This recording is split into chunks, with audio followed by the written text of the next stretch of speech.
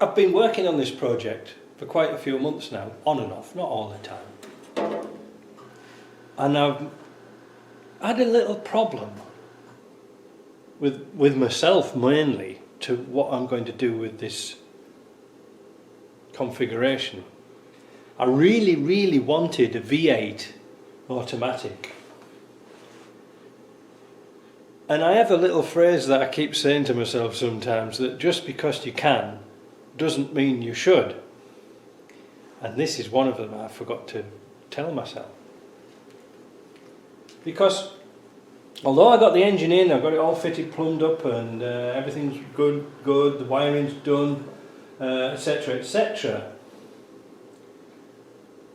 It was the wiring that's the real problem. Now I can fix it, but it's going to cost money. And it's going to cost a lot of money. So is it really worth it? That's what I've got to ask myself. Because I'm going to have to probably sell this project, run it around for a bit and then sell it. I'm not too bothered about that. It was a winter project and that's that. But I would have liked a V8 to run around in winter. So, what is the problem? Well, first of all, the ECU for this engine requires a body control unit to send a signal to the body control, to the engine ECU for security to make sure the engine isn't stolen. So what it does at the moment, as soon as you turn the key, it'll fire up, boom, cut out. Not good. So you cannot access the ECU now, so it really needs a standalone computer, an ECU, $1,000. If I was to keep the automatic, because I haven't got the body control unit, I can't make all the functions work, like the kick down cable and all this, that and the other. Another $1,500. I've got to, if I keep the automatic, I've got to make or buy the console that goes over the gearbox tunnel for the shifter and things like this.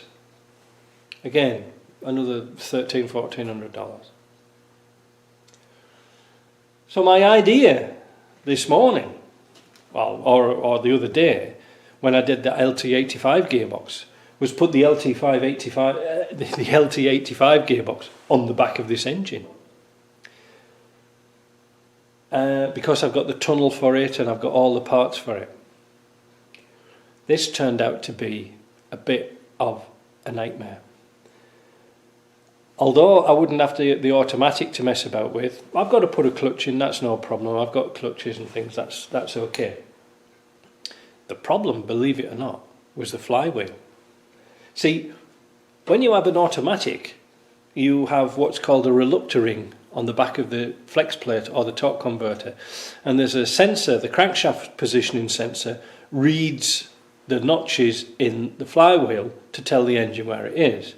Now, when we've done the 300 TDI diesels into Disco 2s, it's not too bad. We make a reluctor ring and then we put the sensor in. But it doesn't matter where the engine is. It doesn't really matter because it's not relying on the engine for the firing and for the injection. That's irrelevant when we do the 300 TDI diesel into a V8, if we took a V8 out. All we needed there was a pulse wave modulation so the engine could talk to the rest of the system. Fine.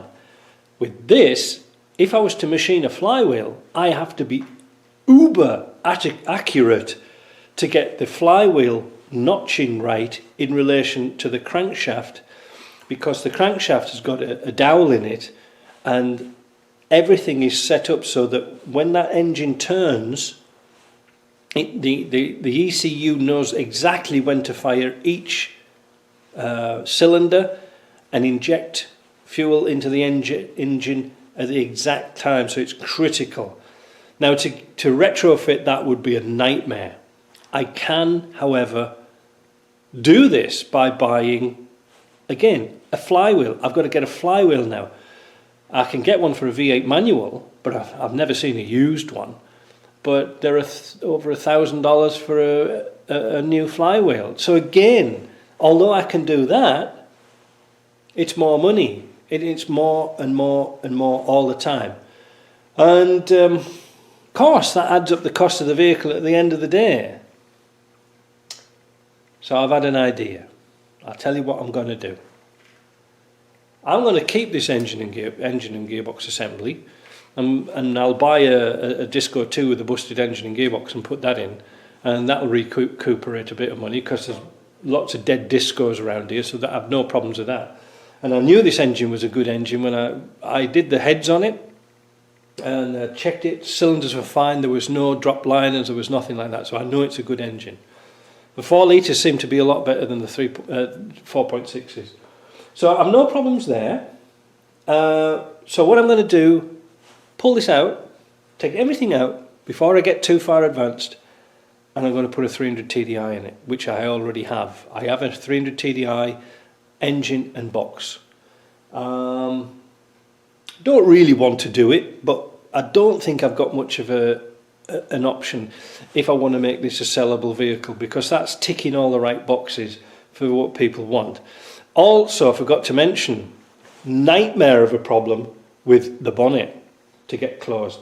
I would either, because this is a little bit taller, I would have to make a bulge in the bonnet, a power bulge, which I've already got started, but now I'm going to stop it because that's a runaway project.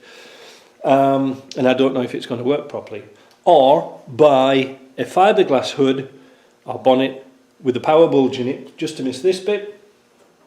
Or a genuine Land Rover one, which again is over, I don't know how much is that now, about $1,200. Whereas if I keep the stock standard bonnet, which came with this truck, which was almost new, and it had the spare wheel attachment for the hood, which is really handy for me, because at the back of the pickup there's nowhere really to put it. I was going to have to engineer a place to put the spare wheel. So, like the project, I haven't got too much. All I've got to do is chop off the engine mounts and replace the mountings. Not a problem. The 300 TDI that came out was perfect. No problems there. I'm going to take the opportunity though to do a video on stripping the gearbox down, just for you guys, because that seems to be a really popular thing. I've got an LT77 up on the shelf there that I'm just warming up. It's been outside, so I'm going to warm that up, and then we're going to strip that down. So we've got lots and lots of things to do, but this is going to have to be put on ice. A real shame. I really wanted to do it, but I roughly calculated in my head that I'm going to have to drop, I don't know, to do it properly, I'm going to have to put at least $8,000 or $9,000 into this. It's too much. I mean, if I was in America and they go, hey, you know, what's that? You know, package cigarettes, put that in. It's not like that where we are. I've got to do this for resale. That's put the price up. That's just for the parts and the shipping from the UK. That's not including me doing the work. This was easy. I'm going to show you how to put a 300 TDI in it, because that's going to be fun too. So don't worry, we've got plenty of fun things to do, because I've got all the jigs and fixtures to put the engine mounts in, so I don't have to worry about it. But I can lose this wiring harness. I can keep that tied into the engine. I'm just going to have to do a lot of things, but I didn't put a lot of money into it. You know, I had all the pieces, so I'm sort of happy, and I'm sort of, you know, sort of realising now that that wasn't the way to go. If we had big pockets, or if this was the customers wanting to do it, we could say, oh yeah, we can do this, that and the other, but it's going to cost money. So I'm going to sign off now. I'm going to post this video so people know what's happening with the project, and then we'll see about doing the LT77 transmission in the next video. All right. Talk to you later. Bye.